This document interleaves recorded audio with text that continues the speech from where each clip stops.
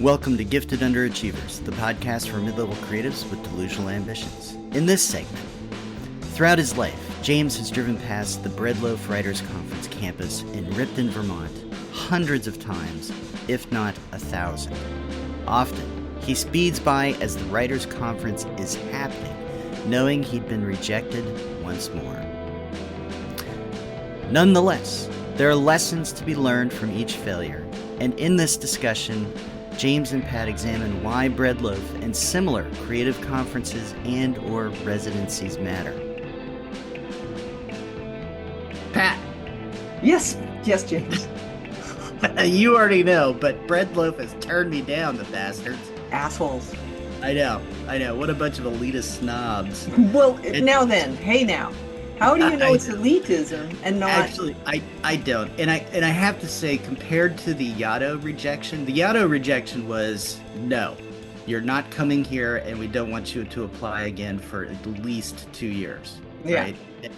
It was like, we've rejected you. It was a full-on, like, you have been rejected. They didn't soften the blow.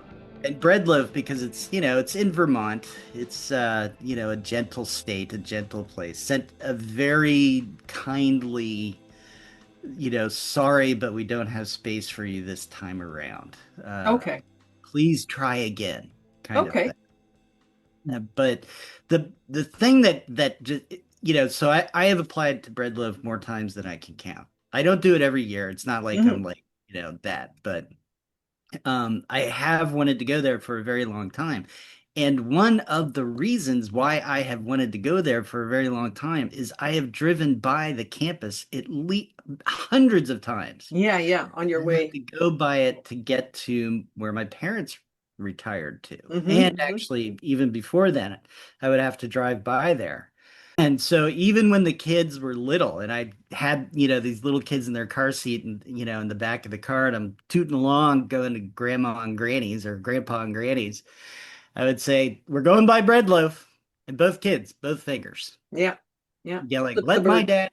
And so, to get yet another rejection is not surprising, but a little bit of a gut punch, I must say. Yeah, I feel like this time you... is it a gut punch every time? I guess is my question. There was one time where it was not.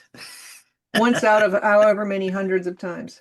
Yeah, and that time was because I was like, it was just like, they're gonna say no, I don't care. I'm just gonna send them the best thing I got and see how it goes. And but this time, I felt confident that I was certainly over the threshold. Yeah. What I mean? Like I'd made at least the minimum requirements. And I had a very nice letter where I said, look, I've been driving by this campus my entire life and have spent, 40 years or more thinking I would love this experience, So and then my spiel about what I'm working on and why it'll be helpful and all that kind of stuff. So, they accepted, according to them, they accepted 15% of the people who applied. Okay. So. It's not easy to get into. It's a long shot. I feel like maybe you feel kind of about Bread Loaf like I used to feel about that one whose name I've wiped out of my short-term memory because I don't give a shit. Hedgebrook, I think it's called. Where, you know what? It's close. It would be great. I wouldn't go there now anyway because it's in the US and I'm not going to the US. But just like I know people whove gone there actually. I've met a few people who've gone there, and I'm like, okay, well, if them, why not me? But also, they only have 6 cabins. I don't know what their acceptance rate is, but it's low. Yeah. And they're also they're quite, it's not as good as Bread Loaf is what I'm trying to say. It's only women, and also there's an understanding that you'll give back to them. So you have to be involved in the community and shit. And I'm like, I'm already fucking busy. I don't have time for your goddamn community. Yeah. Unfortunately, I put that in my cover letter every year. So maybe that's why. That could be it. No, I'm joking. Fuck you and your community. Give me the goddamn cabin and the 3 squares a day, and I'll Yeah, leave you alone. I'm not some elite who's got time to burn, damn it. I'm not working on my fucking memoir over here. Does Dobie sound like old money or what? Yeah, spit take. Okay, that was funny. So yeah, so underneath it all, Bread Loaf would have been, if you were going to go, it would have been coming up when? August? I don't know when that happened. I think it's in July, Kind of probably short end of notice, July, actually. something like that, And the other piece is and we talked about this in a previous segment, but I've just finished Middlemen, Oh, that which book that you is really a like brand that new I'm book about age. resistant to reading. Yes. Yes, and I'd still highly recommend. But Yeah. at any rate, it talks repeatedly about breadloaf, Hmm. and not it doesn't say breadloaf in particular, but places like breadloaf is how Yeah. it frames it. Is where, if you're gonna find an entree, That's where they you know, happen. that Yeah, group, that's where it's gonna happen. absolutely. Well, So it's true. Yeah, I have a friend who paid extra for feedback from a like a writer, like a one of the faculty, I guess, at Bread Loaf, mhm. and she got a blurb for her next novel out of that. Wow, I wow, mean, it was worth the $500 or whatever it cost her to get this guy to read her 4,000. book. No, no, not to get to Oh, for Bread that. Loaf. The add-on for getting the Oh, faculty member to read her book or read part of her manuscript. I'm not sure if I would imagine they read the whole thing because you wouldn't get a blurb without having read the whole thing. yeah, no, Um, that's true. so that's where access pays off, and it's not to cast any shade on my friend. She's an excellent, excellent writer. She got a fellowship. Her success is well deserved. Mhm. It's just an illustration of why these places can, um, for what it's worth, get you access that you can't get just Oh by yeah. living your life and submitting to agents.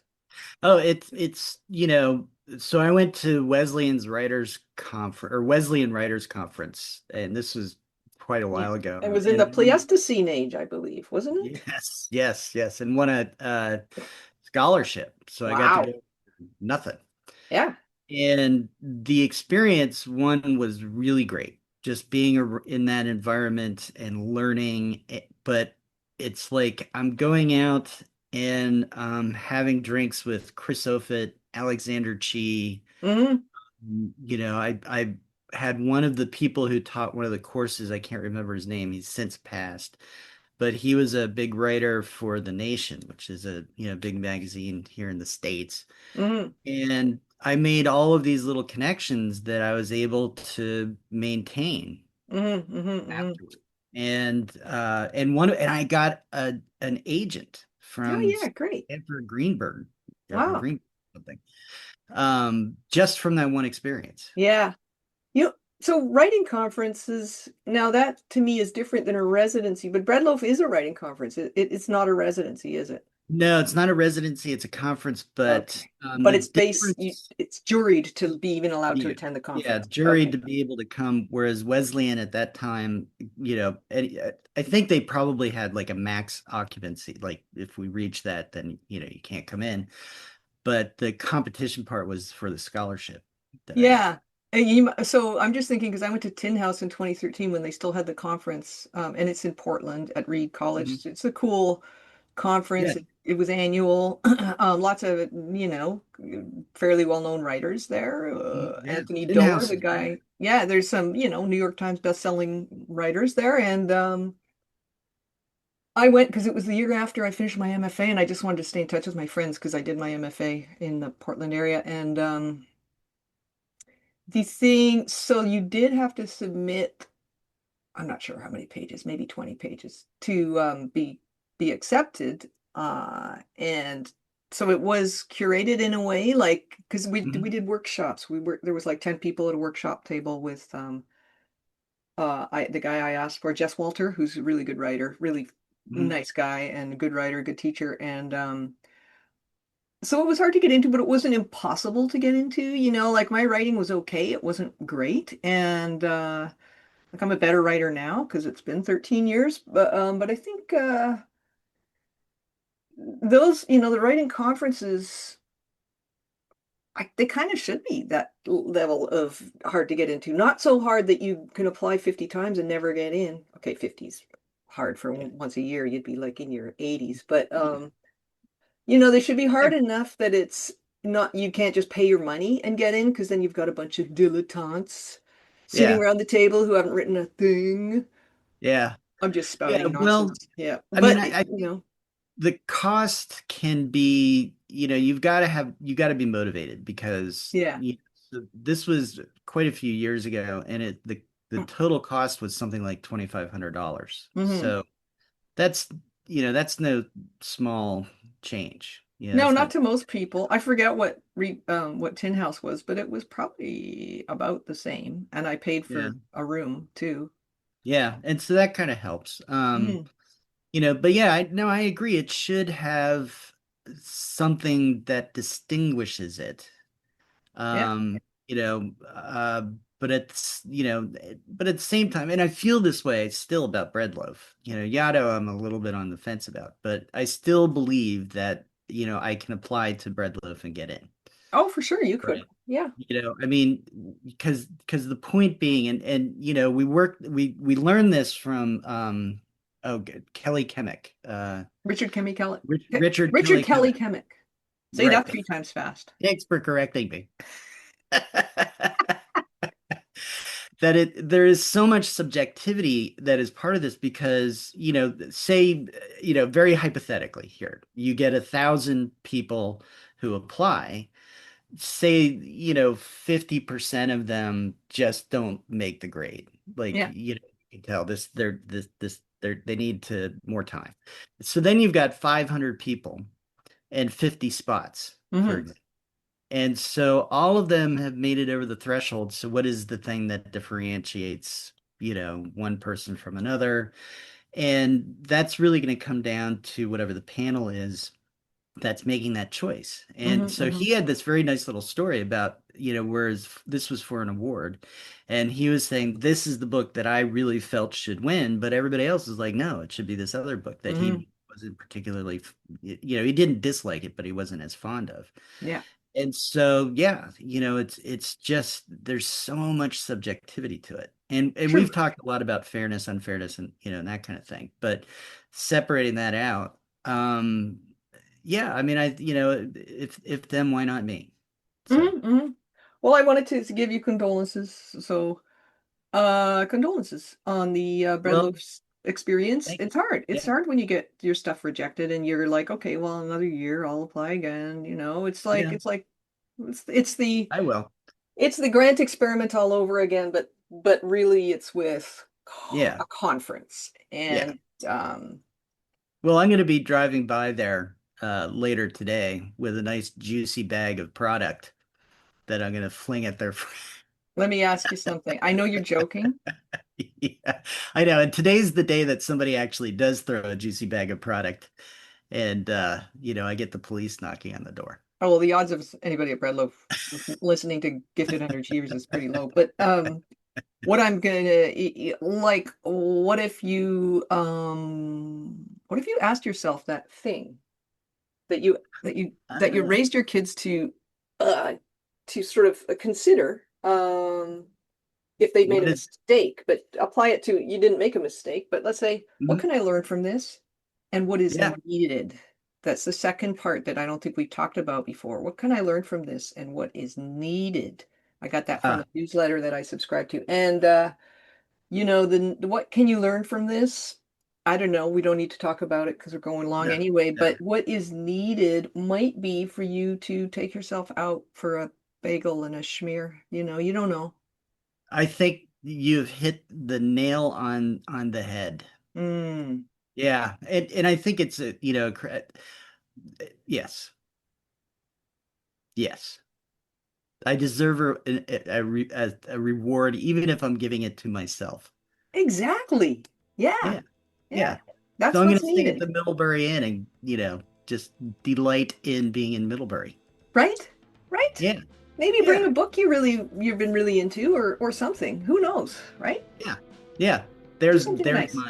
there's my reward.